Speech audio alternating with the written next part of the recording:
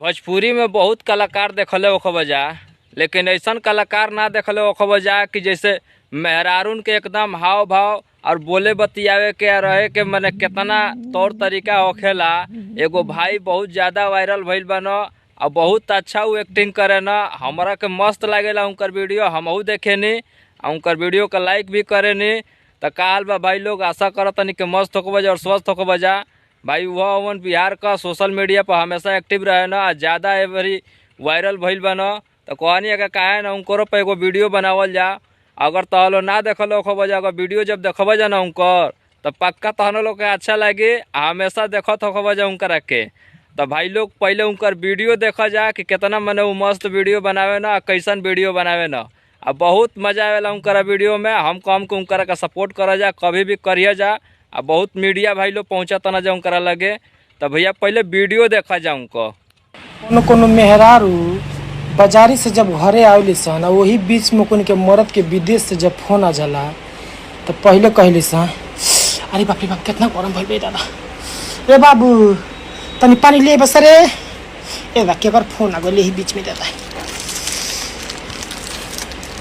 ए दा कर पापा वीडियो कॉलिंग कइले बा। हेलो, हाँ गोर लागतानी, तू कहीं खुश रह, बड़ा गर्म हो गया, कहीं गर लू का?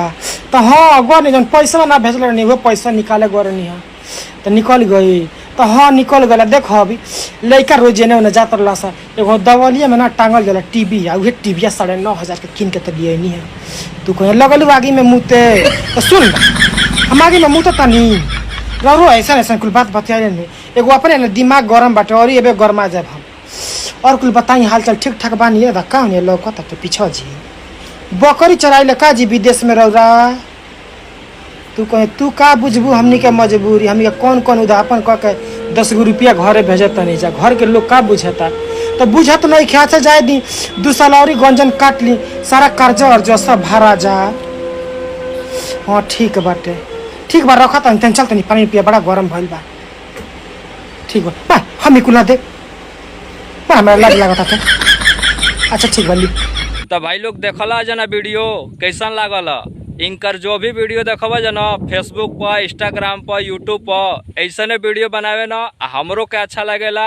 हम चाहम कि अगर तहाँ लोग को भी अच्छा लागल हो तो वीडियो का लाइक करा जा, कमेंट करा जा, हमारा चैनल का सब्सक्राइब करा जा, ये भाई के फुल सपोर्ट करा जाए एकदम। हम कहम कि भैया कबो सपोर्ट करे के चाहिए, जो सोशल मीडिया पर मेहनत करता ना गरीबी से, वो जानता कि मैंने हाँ सोशल मीडिया का कहाला और केहू के दुलार प्यार पावे खातिर का करे के पड़ेला।